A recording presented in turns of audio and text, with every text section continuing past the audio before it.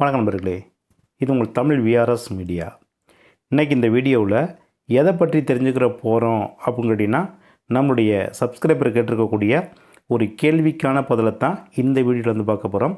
அதாவது, சார், என்னுடைய தாய் தந்தைக்கு பாத்தியப்பட்ட பூர்வீக சொத்துலாம் நிறையா இருக்குது. அந்த சொத்தில் சட்டப்படி எனக்கு சேர வேண்டிய அந்த பாகத்தை வந்து பிரித்து கொடுக்க மறுக்கும் பட்சத்தில் சட்டப்படி எனக்கு சேர வேண்டிய அந்த பாகத்தை வந்து கேட்டு நான் வந்து பாகப்பிரிவினை வழக்காக பதிவு செய்யணும் அப்படின்னா எந்த நீதிமன்றத்தின் மூலமாக அந்த வழக்கை வந்து பதிவு செய்ய முடியும்? அப்படி பதிவு செய்யப்படும் போது நீதிமன்றத்திற்கு நான் செலுத்த வேண்டிய கட்டணம் எவ்வளவு? இந்த மாதிரி பல்வேறு கேள்விகளை வந்து நம்மளுடைய சப்ஸ்கிரைபர் வந்து தற்போது கேட்டிருக்காங்க.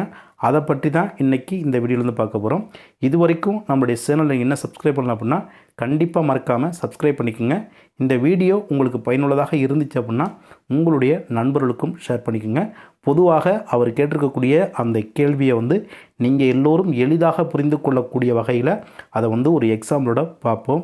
ஃபார் எக்ஸாம்பிளுக்கு, Tamil Nadu court fee and suit valuation act 1955 section 37 subclause 2 amendment act 2017 படி, அதாவது தமிழ்நாடு நீதிமன்ற கட்டணம் மற்றும் வழக்கு மதிப்பீடு சட்டம் 1955 பிரிவு 37 உட்பிரிவு 2 திருத்த சட்டம் 2017 படி உங்கள் சொத்துடைய மொத்த சந்தை மதிப்பு எவ்வளவு வரை இருந்தால் எந்தெந்த நீதிமன்றத்தின் மூலமாக நீங்கள் இந்த பாகப்பிரிவினை கேட்டு வழக்கு தொடரலாம் அப்படிங்கிறத பற்றி தான் இன்றைக்கி இந்த வீடியோவில் வந்து பார்க்க போகிறோம். ஃபார் எக்ஸாம்பிளுக்கு, உங்கள்கிட்ட வந்து ஏதோ ஒரு அசையா சொத்து இருப்பதாக வைத்துக்கொள்வோம். அந்த சொத்தானது விவசாயம் சார்ந்த இடமாக இருக்கலாம், இல்லை அப்படின்னா ஒரு காலிமனையாக இருக்கலாம், இல்லை அப்படின்னா ஒரு வீடாக இருக்கலாம். அப்படி இருக்கக்கூடிய அந்த சொத்துடைய மொத்த சந்தை மதிப்பு, அதாவது மார்க்கெட் வேல்யூ வந்து ₹1 1,00,000க்குள்ள அந்த சொத்துடைய சந்தை மதிப்பு இருக்குது அப்படின்னா சம்மந்தப்பட்ட முனிசிபல் கோர்ட் மூலமாக நீங்கள் வந்து பாகப்பிரிவினை கேட்டு வழக்கு தொடரலாம். அதே உங்கள் சொத்துடைய மொத்த சந்தை மதிப்பு என்று சொல்லக்கூடிய மார்க்கெட் வேல்யூ வந்து 1,00,000லிருந்து 10,00,000க்குள்ள உங்களுடைய சொத்துடைய சந்தை மதிப்பு இருக்குது அப்படின்னா நீங்கள் வந்து சம்மந்தப்பட்ட சப்கோர்ட் என்று சொல்லக்கூடிய சார்பு நீதிமன்றத்தின் மூலமாக நீங்கள் வந்து பாகப்பிரிவினை கேட்டு வழக்கு தொடரலாம். அதே உங்கள் சொத்துடைய மொத்த சந்தை மதிப்பு என்று சொல்லக்கூடிய மார்க்கெட் வேல்யூ வந்து அந்த சொத்து வந்து 10,00,000க்கு மேலே இருக்குது அப்படிங்கிற பட்சத்தில் நீங்கள் வந்து சம்மந்தப்பட்ட டிஸ்ட்ரிக்ட் கோர்ட் என்று சொல்லக்கூடிய மாவட்ட நீதிமன்றத்தின் மூலமாக பாகப்பிரிவினை கேட்டு நீங்கள் வந்து வழக்கு பதிவு செய்யலாம். இதை இன்னும் நீங்கள் எளிதாக புரிந்து கொள்ளக்கூடிய வகையில் இதை வந்து ஒரு எக்ஸாம்பிளோடு பார்ப்போம். இந்த ஏ என்பவருக்கு பாத்தியப்பட்ட பூர்வீக சொத்தாக இருக்கலாம், இல்லை அவருடைய சுய சம்பாத்திய சொத்தாக இருக்கலாம். அந்த வகையில் அவருடைய பேரில் வந்து 2 ஏக்கர் சொத்து இருக்குது.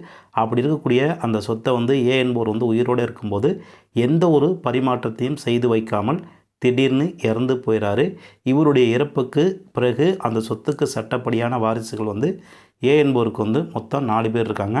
அதில் வந்து ஏ என்பவருடைய அம்மா, ஏ என்பவருடைய மனைவி, ஏ என்பவருடைய மகன், ஏ என்பவருடைய மகள், ஆக மொத்தம் ஏ என்பவருடைய சொத்துக்கு சட்டப்படியான வாரிசுகள் வந்து 4 பேர் வர்றாங்க. இந்த 4 பேரும் சேர்ந்து கூட்டாக பயன்படுத்துவதற்கான பட்டா, சிட்டா, அடங்கல், ஆப்பதிவேடு, புலப்படம் இது எல்லாமே 4 பேர்லையும் பதிவாயிருக்கு.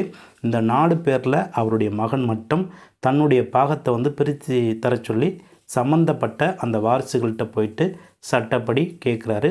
ஆனால் அதற்கு அந்த வாரிசுகள் வந்து ஒத்துழைப்பு கொடுக்காதனால மீண்டும் இந்த மகன் வந்து சட்டப்படி ஒரு லீகல் நோட்டீஸை கொடுத்து தனக்கு சேர வேண்டிய அந்த பாகத்தை வந்து பிரித்து கொடுங்க அப்படின்னு சொல்லி இந்த 3 பேருக்கும் சட்டப்படியான ஒரு லீகல் நோட்டீஸை வந்து அனுப்புகிறாரு. அந்த லீகல் நோட்டீஸுக்கும் இந்த 3 பேரும் சம்மதம் தெரிவிக்கவில்லை. இப்படிப்பட்ட ஒரு சூழ்நிலையில் இந்த மகன் போயிட்டு சம்மந்தப்பட்ட நீதிமன்றத்தின் மூலமாக, அதாவது பாகப்பிரிவினை கேட்டு தான் மீண்டும் அந்த சொத்தை வந்து சட்டப்படி பிரிச்சுக்கிற முடியும். ஒருவேளை இந்த மகன் நீதிமன்றத்துக்கு போகிறாரு அப்படின்னா அந்த சொத்துடைய சந்தை மதிப்பு எவ்வளவு, எந்த நீதிமன்றத்தின் மூலமாக இவருடைய பாகப்பிரிவினையை வந்து பதிவு பண்ணி வழக்காக தொடர முடியும் அப்படிங்கிறத வந்து ஒரு எக்ஸாம்பிளோட பார்ப்போம். எக்ஸாம்பிளுக்கு இவர் பேரில் வந்து 2 ஏக்கர் இருக்குது.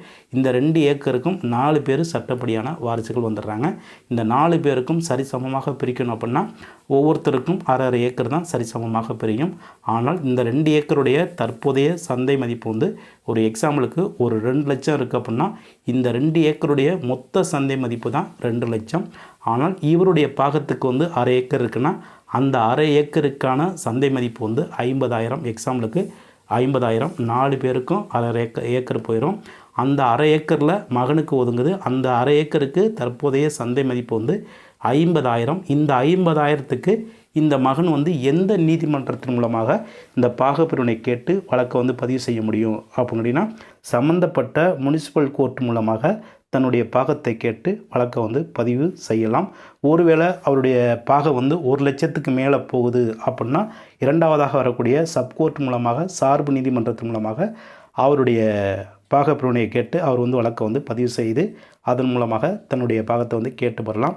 ஒருவேளை அவருக்கு ஒதுங்கக்கூடிய அந்த பாகத்துடைய சந்தை மதிப்பு வந்து ஒரு 10,00,000த்துக்கு மேலே போகுது அப்படிங்கிற பட்சத்தில் சம்மந்தப்பட்ட டிஸ்ட்ரிக்ட் கோர்ட், அதாவது மாவட்ட நீதிமன்றத்தின் மூலமாக அவருடைய பாகப்பிரிவினையை வந்து வழக்காக பதிவு செய்து அதன் மூலமாக அவருக்கான அந்த பாகத்தை வந்து கேட்டு சட்டப்படி பெற முடியும். இந்த வீடியோ மூலியமாக நம்ம எல்லோரும் தெரிந்து கொள்ள வேண்டிய ஒரு மிக முக்கியமான தகவல் என்ன அப்படின்னா, அதாவது தாய் தந்தைக்கு பாத்தியப்பட்ட பூர்வீக சொத்தாக இருந்தாலும் சரி, இல்லை உங்களுடைய முன்னோர்களுக்கு பாத்தியப்பட்ட பூர்வீக சொத்தாக இருந்தாலும் சரி, அந்த சொத்துக்கு சட்டப்படி நீங்களும் ஒரு வாரிசாக வரும் பட்சத்தில் உங்களுக்கு சேர வேண்டிய அந்த பாகத்தை வந்து சட்டப்படி நீங்கள் கேட்குறீங்க. அப்படி கேட்டும் அவர்கள் பிரித்து கொடுக்க மறுக்கும் பட்சத்தில் உங்களுடைய பாகத்தை கேட்டு சட்டப்படி நீதிமன்றத்தில் வழக்காக தொடர்ந்து தான் அந்த சொத்துடைய பாகத்தை வந்து சட்டப்படி நீங்கள் வந்து பெற முடியும். அப்படி அந்த நீதிமன்றத்தின் மூலமாக வழக்கை தொடரணும் அப்படின்னா எந்தெந்த நீதிமன்றத்தில் உங்களுடைய பாகப்பிரிவினை வழக்கை வந்து தொடர முடியும் அப்படிங்கிறத வந்து நான் வந்து எக்ஸாம்பிளோட ஏற்கனவே சொல்லியிருக்கேன். ஆனால் இந்த மாதிரியான இந்த பாகப்பிரிவினை வழக்கை வந்து சட்டப்படி நீதிமன்றங்களில் வழக்காக பதிவு செய்யப்படும் போது அந்த நீதிமன்றங்களுக்கு செலுத்த வேண்டிய அந்த கட்டணம் எவ்வளவு அப்படின்னா, அதாவது உயர் நீதிமன்றமாக இருந்துச்சு அப்படின்னா குறைந்தபட்சம் 10,000. அதே உயர்நீதிமன்றம் அல்லாத வேறு நீதிமன்றங்களாக இருந்துச்சு அப்படின்னா குறைந்தபட்சம் 5,000. இந்த நீதிமன்ற தொகையானது உங்களுடைய தற்போதைய சொத்துடைய சந்தை மதிப்பை பொறுத்து மாறுபடும். இதில் வந்து வக்கீல் ஃபீஸ் வந்து அடங்காது. அதே மாதிரி உங்களுடைய சொத்துடைய தற்போதைய சந்தை மதிப்பை பொறுத்து தான் நீங்கள் வந்து எந்த நீதிமன்றத்தில் இந்த வழக்கை வந்து பதிவு பண்ணணும். அப்படி பதிவு பண்ணும்போது அந்த நீதிமன்றத்துக்கு எவ்வளவு வரை நீங்கள் வந்து பதிவு கட்டணமாக நீதிமன்றத்துக்கு செலுத்தணும் அப்படிங்கிறத வந்து ஒரு எக்ஸாம்பிளோட நம்ம வந்து பார்த்துருக்கோம். இப்போ நம்ம பார்த்த இந்த வீடியோவில் உங்களுக்கு ஏதாவது சந்தேகம் இருந்தாலும் சரி, அல்லது நான் சொன்ன இந்த தகவல்களில் ஏதாவது தவறுகள் இருக்குது அப்படிங்கிற பட்சத்தில் இந்த ஸ்க்ரீனில் தெரியக்கூடிய கான்டாக்ட் நம்பருக்கு கான்டாக்ட் பண்ணுங்கள். இது போன்ற ஒரு நல்ல தலைப்போடு மீண்டும் சந்திப்போம். நன்றி, வணக்கம்.